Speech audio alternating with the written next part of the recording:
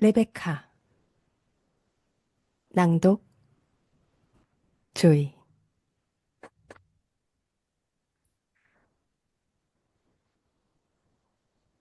지난밤 다시 맨덜리로 가는 꿈을 꾸었다. 저택으로 이어지는 길 입구의 철문 앞에 섰지만 굳게 닫힌 탓에 들어갈 수 없었다. 철문에는 쇠사슬이 가로 걸리고 자물쇠가 채워져 있었다. 문지기를 소리쳐 불렀지만 대답이 없었다.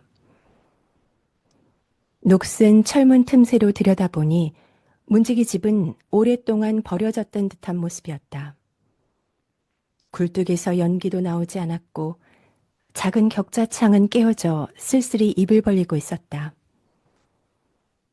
그 순간 꿈속에서 흔히 그렇듯 신비로운 힘을 발휘해 철문을 뚫고 안으로 들어갔다. 길은 본래 그랬듯 구불거리며 내 앞으로 이어졌다. 하지만 앞으로 나아가면서 무언가 달라졌다는 것을 깨달았다. 내가 아는 그 길이 아니었다. 처음에는 제대로 상황을 파악하지 못했다. 하지만 낮게 뻗어내린 나뭇가지를 피해 고개를 숙였을 때 비로소 깨달았다. 자연이 서서히 자기 자리로 돌아온 것이었다. 그 길고 집요한 손가락이 슬금슬금 길 안까지 파고들어와 있었다. 과거에도 위협적이었던 숲이 마침내 승리를 거둔 것이다. 검은 숲은 거침없이 길을 침범했다. 너도 밤나무에 헐벗은 흰 가지들이 내 머리 위에서 뒤엉켜 기묘한 무늬를 그렸는데 그 모습이 마치 교회의 아치지붕 같았다. 내가 알지 못하는 다른 나무들도 있었다. 너도 밤나무와 닿을 듯 가까운 곳에서 안진뱅이 떡갈나무와 비틀린 느릅나무들이 무질서하게 솟아올랐고 괴상하기 짝이 없는 덤불과 풀도 무성했다. 길은 이제 시루라기처럼 가늘어졌다. 자갈이 깔리고 군데군데 잔디와 이끼가 자라났던 본래 모습은 찾을 길 없었다. 나뭇가지들이 낮게 드리워져 길을 방해했다. 옹이 투성이인 뿌리는 해골의 발톱처럼 보였다. 그 남마 같은 혼란 속에서 우리 시대의 상징이었던 식물이 눈에 띄었다. 푸른 꽃송이의 우아함으로 칭송받았던 수국이었다. 하지만 보살피는 손길이 없어진 지금 수국은 꽃 없이 무시무시하게 키만 컸고 옆에서 자라난 이름 없는 기생식물과 다를 바 없이 시커멓고 추했다. 한때 우리가 오가던 길이었던 그 시로라기는 이리저리 구부러지며 계속 이어졌다. 잃어버렸다 싶을 때도 있었지만 그때마다 쓰러진 나무 아래에서 혹은 겨울비가 만든 진흙탕 건너에서 시로라기는 다시 나타났다. 길은 내가 알던 것보다 훨씬 길었다. 나무가 무성해지면서 길도 몇 배로 늘어난 모양이었다. 길만 미로처럼 이어질 뿐 내가 찾아가려는 그 저택은 끝내 나타나지 않을 것 같았다. 그러다가 갑자기 불쑥 저택이 보였다. 사방으로 뻗은 관목 때문에 시야가 막혀 있었던 것이다. 나는 그 자리에 멈춰섰다. 심장이 두 방망이질을 쳤고 두 눈에는 눈물이 차올렸다. 맨덜리, 우리의 맨덜리였다. 늘 그렇듯 여전히 고요하고 비밀스러운 모습이었다. 회색 돌벽이 달빛을 받아 빛났다. 장살로 나누어진 창에 푸른 풀밭과 테라스가 반사되었다. 세월도 그 돌벽의 완벽한 대칭을 깨뜨리지는 못한 셈이었다. 테라스는 잔디밭으로 연결되고 그 잔디밭은 바다까지 이어졌다. 그쪽으로 몸을 돌리자 달빛 아래 펼쳐진 은빛 바다가 보였다. 바람 한 점 불지 않는 잔잔한 호수 같은 모습이었다. 꿈속에서 본 그 바다에는 수면을 일렁이게 만드는 파도가 없었고 맑고 창백한 하늘을 가로막는 구름도 없었다. 나는 다시 저택 쪽으로 돌아섰다. 저택은 마치 우리가 어제 떠난 양 변하지 않은 모습이었지만 정원은 정글의 힘에 굴복한 듯했다.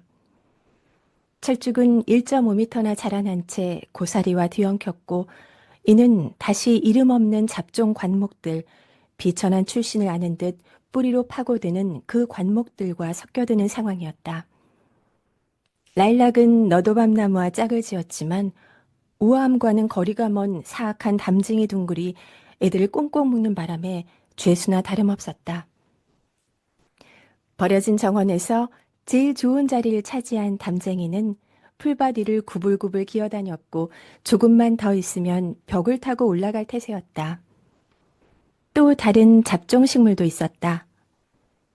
오래전에 땅속에 묻혀 있었던 그것은 이제 담쟁이와 함께 추악한 모습으로 번성해 한때 수선화가 만개하던 부드러운 잔디밭을 공격하던 중이었다. 돌격대장격인 쇠기풀은 온 사방에 퍼져 있었다. 테라스 안쪽을 파고들고 오솔길을 뒤덮는가 하면 집 창문까지 뚫고 뻗어갈 기세였다. 줄기가 축축 늘어진 가시투성의 쇠기풀 숲을 지나다닐 수 있는 것은 토끼뿐이리라. 하지만 나는 가뿐하게 길을 벗어나 테라스로 들어섰다. 꿈속이니만큼 쇠기풀에 물러설 이유는 없었다.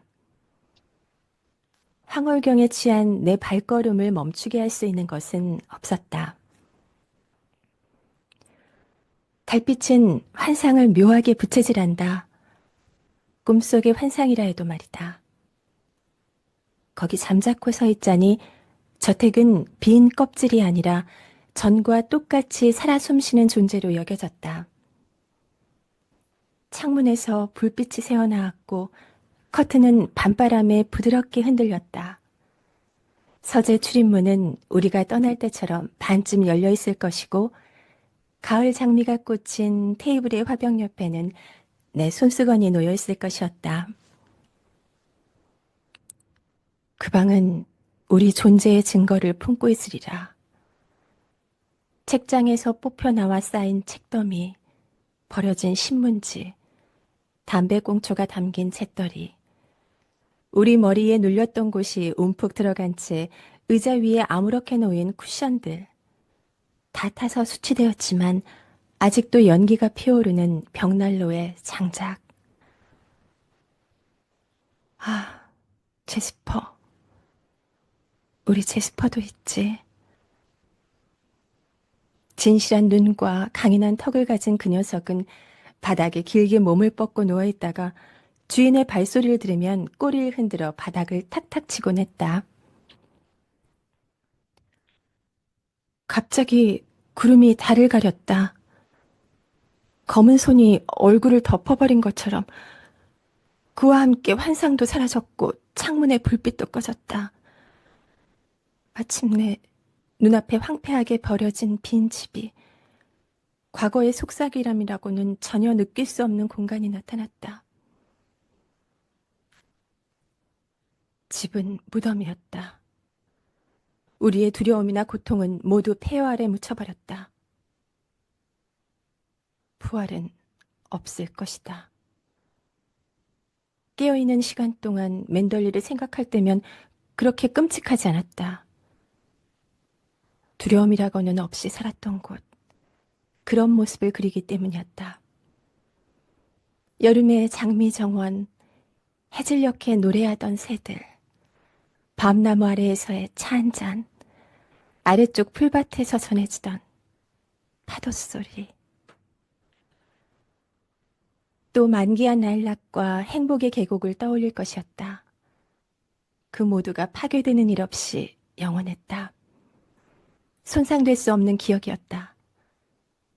하지만 꿈속에서는 모든 것이 망가지고 말았다. 구름이 달을 가리면서 그렇게 되어버렸다. 꿈꾸는 사람들이 대개 그렇듯 나도 내가 꿈꾼다는 것을 알고 있었다. 현실의 나는 맨덜리에서 수백 킬로미터 떨어진 낯선 땅, 허름한 호텔방에서 잠을 깰 것이다. 그리고 한숨을 내쉬며 돌아 누워 강렬하게 내리쬐는 햇살과 맑은 하늘이 꿈속의 부드러운 달방과 어쩌면 그렇게도 다른지 어리둥절해 할 것이다.